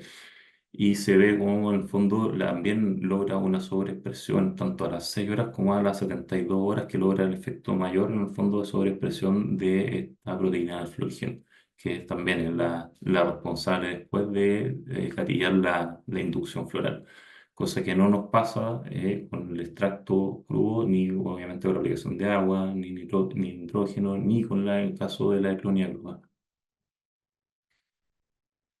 Finalmente, lo que les voy a presentar es este inoculante de suelo. Para nosotros, Biolife Rizo es un producto bastante innovador. Es un inoculante de suelo WP, ¿no? Es una formulación bien particular porque no tenemos acá, en el caso de estructuras vegetativas de los microorganismos, solamente estructuras de resistencia. En el caso de nuestros tricodermas conidia y en el caso de nuestros bacillus, solamente endosporas. Tiene una alta concentración y además tiene una vida de anaquel bastante larga, o un producto que puede durar almacenado hasta 2 años y no necesita refrigeración. El hecho de tener en el fondo estas estructuras de resistencia lo hace bastante más tolerante al almacenamiento. ¿Por qué es importante el tema de la concentración? Es porque, bueno, estos microorganismos van a funcionar por principios de competencia. Entonces, el principio de exclusión competitiva lo que nos dice que para poder desplazar una especie uno necesitamos sobreexpresar a la otra especie para que la desplacen. Y esto va a durar durante un periodo de tiempo y después por un tema de ecología de la microbiota del lugar se van a volver a estabilizar y yo tendría que volver a hacer una inoculación para volver a sobreexpresar una especie sobre otra, que es el objetivo en el fondo cuando hacemos estas secuencias de microorganismos. ¿Qué busca este producto en particular?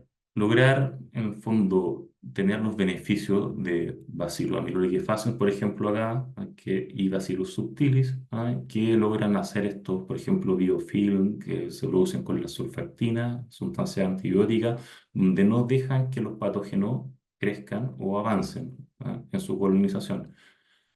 Y también el efecto de tricoderma, que tiene un efecto tanto bioestimulante como también el efecto principal, que es el hiperparasitismo, donde avanzan y empiezan a alimentarse del hongo patógeno. Violet Rizo logra tener lo mejor de ambos mundos y con el efecto en el fondo que se ve acá, donde tenemos en el fondo el efecto de las bacterias, con estos biofilms, sustancias antibióticas, producción de sideróforos, y el hiperparasitismo del tricoderma. Además de todos los mecanismos de acción que tienen las bacterias, como al fondo los lipopéptidos, donde están en el fondo esta surfactina, la producción de sideróforos, enzimas líticas, endotoxina y muy importante lo que es la inducción de resistencia. En el caso de este producto nosotros lo tenemos medido y lo evaluamos con el SEASA. Este centro de estudios Zona Área nos hizo un estudio de transcriptoma, que acá más o menos se explica que tiene que ver con lo que es sobreexpresión de genes, pero principalmente con mediciones de ARN mensajero, que en el fondo es lo que estos genes están sobreexpresando, que están sintetizando proteínas, que son las que después van a hacer este efecto de resistencia a enfermedades, a estrés. Entonces, ¿qué se hizo en este caso? Fue analizar nodos de genes, ¿no? Y se analizaron en plantas que están inoculadas con botrytis, plantas que están sin inoculación de botrytis ni el producto, y otras que se inoculó el producto vía riego y la botrytis de forma aérea. ¿Ah? Y lo que nos muestra en el fondo cómo botrytis, por ejemplo, induce 21 genes, ¿no?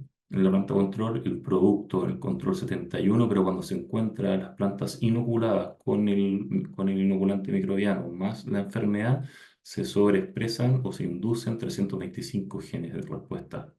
A su vez, también botrytis reprime 374 genes, que es lógico dentro de que la enfermedad necesita hacer esto para poder seguir enfermando la planta y ir reprimiendo sus genes de respuesta. Parte de estos nodos de genes vamos a analizar solo algunos, que en el fondo lo que nos muestran las gráficas es que en la columna 1 está el control sano, en la columna 2 está el control positivo, donde se inoculó la enfermedad, y el tercero está las plantas inoculadas con Viola Rizo y también con la enfermedad, cuando se inoculó la enfermedad. Y muestran estos genes de resistencia, cómo se expresan.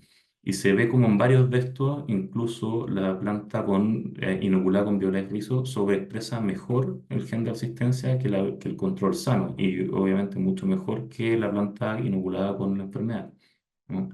Y esto pasa tanto para genes como este que tiene que ver con la respuesta con la síntesis de lignina para poder generar la apostosis, o también con el fondo con la que generan la respuesta con la fosfolipasa o los genes argonauta que tienen mucha relación a la tolerancia a las virosis. Otro efecto bastante importante de estos productos es el efecto biofertilizante. Esta es una experiencia que realizamos en Hijuela, es parte de un ensayo bastante largo, pero me quedé con esta que es lo más relevante desde el punto de vista de lo que es biofertilización. El gráfico acá de la izquierda nos está mostrando en el fondo niveles de fósforo en análisis de suelo en dos momentos distintos, ¿no? En un tratamiento, en una ladera, ¿no? En el mismo tratamiento en otra ladera, el control y el control en la ladera 2. Lo que nos va a mostrar en el fondo es cómo después esto lo hacemos conversar con el análisis foliar tomado en las mismas dos fechas y se ve cómo en el tratamiento, ¿no? El fósforo foliar logra subir, ¿no? Tanto en tratamiento en la ladera 1 como en la ladera 2. Si bien la magnitud es distinta, lo importante es la tendencia positiva al alza, ¿ah? Versus el control que no logra tener en el fondo esa consistencia, ya que en el fondo en una sube y y en el otro control baja, ¿ah? Eso con respecto a lo que es solubilización de fósforo. Acá también se hizo una experiencia con tolerancia al estrés con unas muestras de metagenoma donde se midieron genes de respuesta al estrés y también en la síntesis de ácido salicílico, ¿no?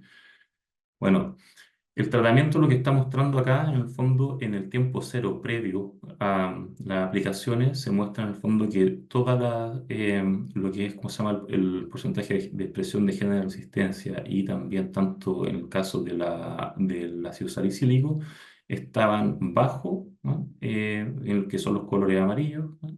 Y celeste medio en el caso del salicílico, y como después del tratamiento logran pasar en todas sus repeticiones a niveles medios en el caso de los genes de resistencia y a nivel incluso muy alto con la síntesis de salicílico, siempre al alza.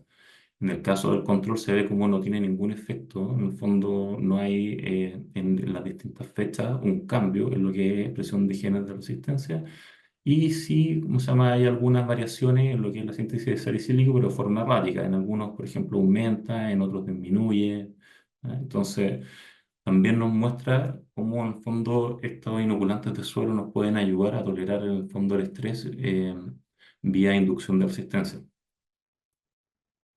¿Cómo sería el posicionamiento de todas estas soluciones hoy día? Estaba pensado de esta manera, en el fondo, como vimos antes, Excel Max con la nutrición foliar, ¿no? Selecto en los momentos de división celular, ¿no? Y Excel Grow después para el llenado de fruto, quiebre de color y periodos de mayor estrés por temperatura. Viola Rizo, paralelamente vía riego, debiera ir también previo a la flor y después repetirse en los momentos de llenado del fruto. Bueno, me gusta siempre terminar con lo mismo para poner en el fondo siempre las expectativas donde corresponden, donde vamos a trabajar en el momento de control sanitario y efectos fisiológicos. Si bien a lo mejor va a ser tiene un peso específico menor que la práctica agrícola, esto también queremos que ese 10% y ese 20% lo podamos aprovechar en su plenitud. Por lo tanto, eso depende absolutamente de nosotros y de cómo manejemos la información. Que es importante, si bien uno habla mucho de repente de características y mecanismos de funcionamiento de los productos, es importante conocer estas características, más la experiencia de terreno que tienen en el fondo los productores, que manejan el cultivo, para que estas características se transformen en beneficios, ¿no? Estos tienen que ser beneficios clave y que estén al servicio de los objetivos productivos.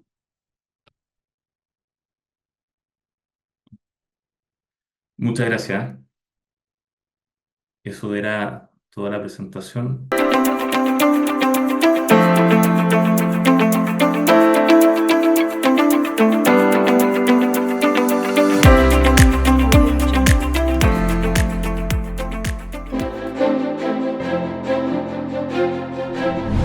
Nuestras raíces comienzan hace 65 años con un sueño y un espíritu emprendedor. Innovac Global, a lo largo de su historia, ha desarrollado tecnologías, llevando soluciones a diferentes partes del mundo. 65 años de historia, de trabajo y de innovación constante nos definen como una empresa especializada en la raíz, una empresa de raíces sólidas, de raíces productivas y de raíces mexicanas. Innovac Global.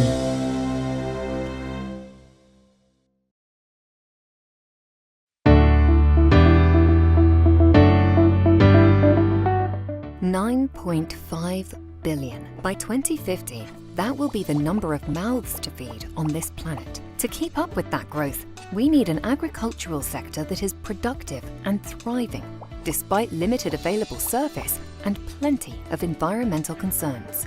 At Tessenderlo Curly, we work tirelessly to help overcome these challenges. Over many years, our researchers and engineers have developed and tested our high-performance liquid, soluble and water-soluble fertilizers in many countries around the globe. These innovative technologies allow a more precise and environmentally responsible yield and crop quality improvement. Our liquid fertilizers easily permeate and nurture all crops. Their liquid form makes them more precise, efficient, easy, and safe to use, and they are compatible with any type of irrigation system. The active thiosulfate delivers a key nutrient, sulfur, in readily available form and functions as a catalyst to enhance the intake of other nutrients. Let's be smart. Let's work together to create sustainable agriculture